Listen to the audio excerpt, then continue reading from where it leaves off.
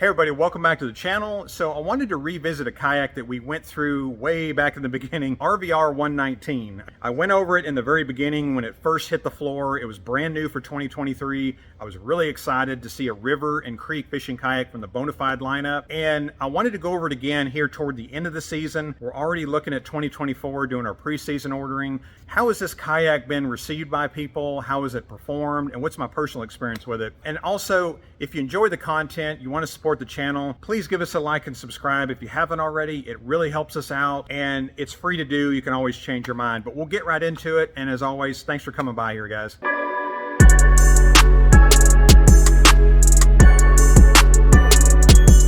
So the RVR119, been a really great kayak for this year. I'm gonna go over just real quick, bow to stern, on the features of the kayak, and then if you would hang with me here, stay tuned to the end of the video. We'll go over the pros and cons, why this is a good value for you, and why this may be the right kayak for you. Here at the front, we got these comfort grip handles, which Bonafide does a really good job of. They're actually the same comfort handles on the SS series. The star of the show, in my opinion, is your anchor management system. It's got the tubing running through the hull, straight out of the box from the factory. It's not something you have to drill into.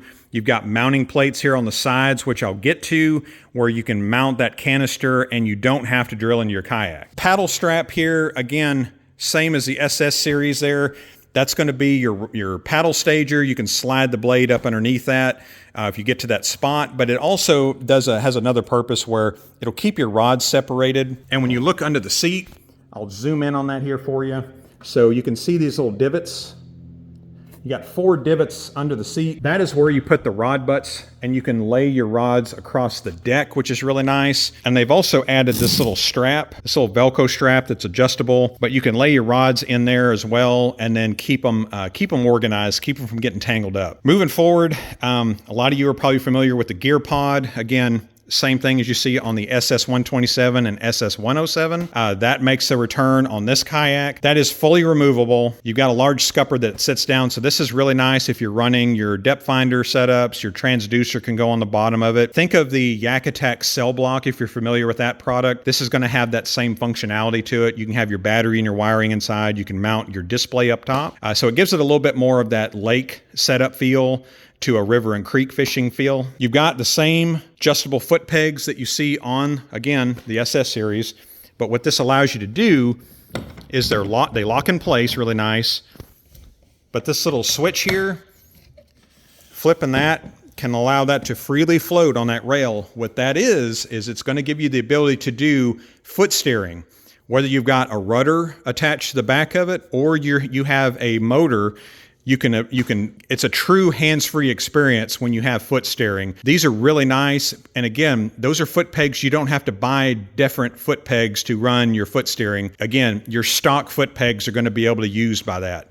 And the rudder setup, the rudder kit comes with everything you need to attach them to the existing foot pegs and steer with your rudder or a motor setup right out of the box there. Nice padding. You do have kind of a strategically placed gear track there. But this is another thing I was wanting to go over that is your Catchboard management system. So these are made for a 26-inch Catchboard, which I've got right here. And it just sets down really nicely right there. So, and it's also tilted. So what that allows you to do is if you got that big fish, tilting it this way will allow you to put the head against that wall, keep the mouth closed, have you hold it while you take your picture. A lot of you will do it on your lap, and you'll still have to tilt it to be able to keep that fish on there instead of moving off the board or jumping off the board. This allows you to better secure that fish. We've all got, most of us have that story where the fish jumped off the board and you wasn't able to submit it or get a picture of it. This will really help with that because it sits down into the deck a little bit. And also you can see there's a nice storage option. So again, that same wall you see right here will go right into this divot here, just like that. And it sits really nicely on there. I would still want to tether it to the seat just to keep it, if you tip the boat over, you're not chasing after your catchboard and your boat. I'm a big fan of tethering, obviously. I think any gear, when you're talking about river and creek fishing, any gear you can tether to your boat is going to be an advantage to you because, again, things happen. You hit a rock, it tips you over, you're not paying attention.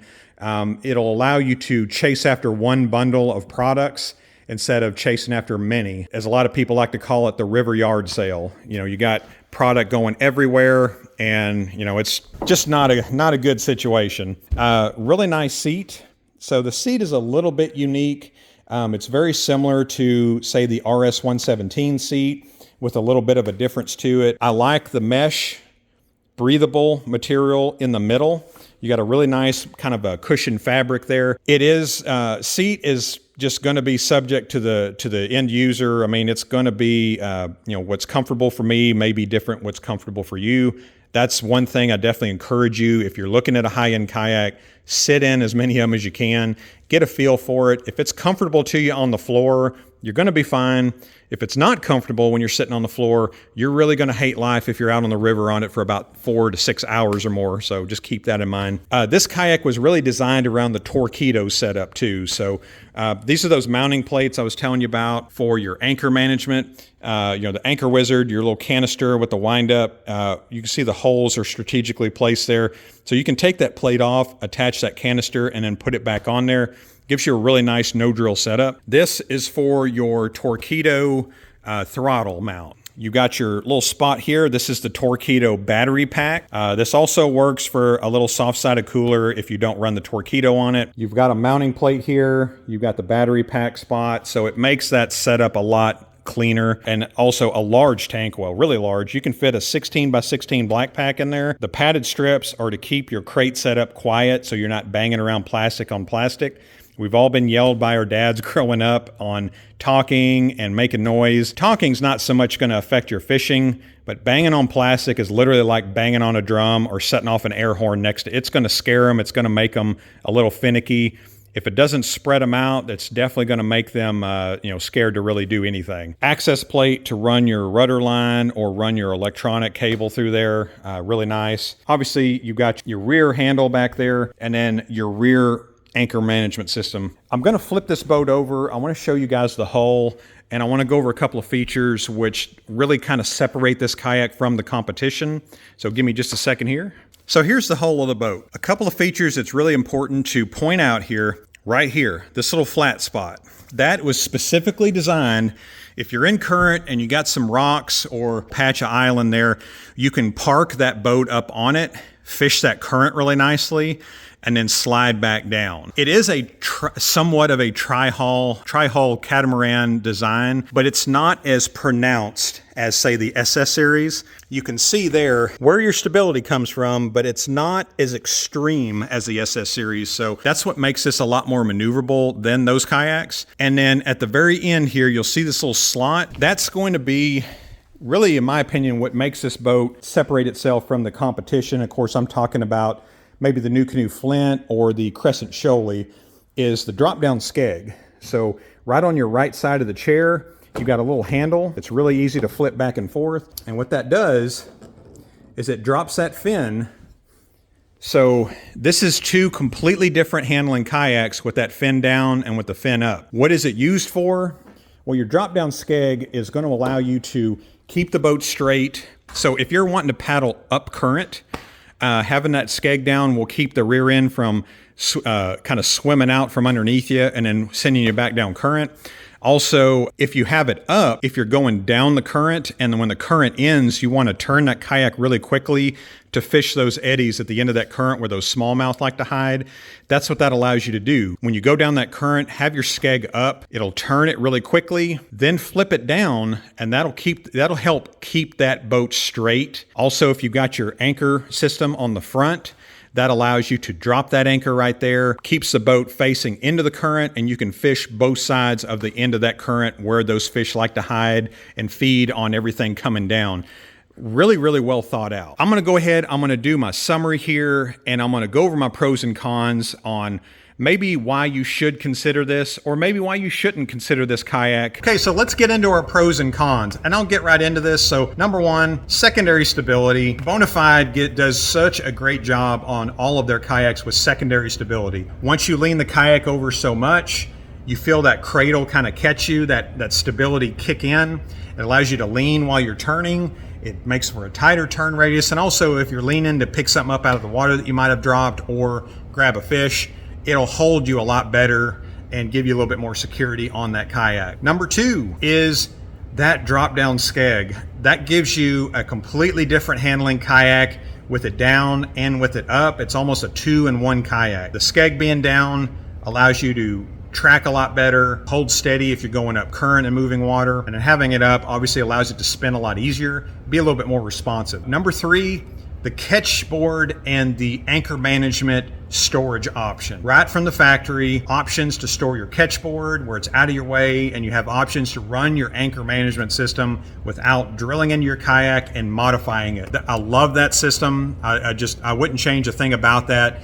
The one piece of feedback we've received from customers is the anchor management canister can get in the way of your seat when you're trying to wind it. You can still use it, but it can be a bit of a pain. A fix for that may be coming in the future. They are aware of it. Comfort. So the last one I'll go over is the seat is comfortable. The seat is wide, so it allows you to move around from side to side, fish those side to side areas as well as the front. You don't feel like you're confined as much. And that's important for a river and creek fishing kayak. It allows you to not have a big, wide fishing kayak on the river, but it feels like it with a bigger seat on it. I'll get into the cons, and you're gonna have to excuse me on the cons. It's nitpicking a little bit, but it's something to consider. First one is going to be the gear pod. It creates a pretty large scupper hole in the kayak that it drops down in.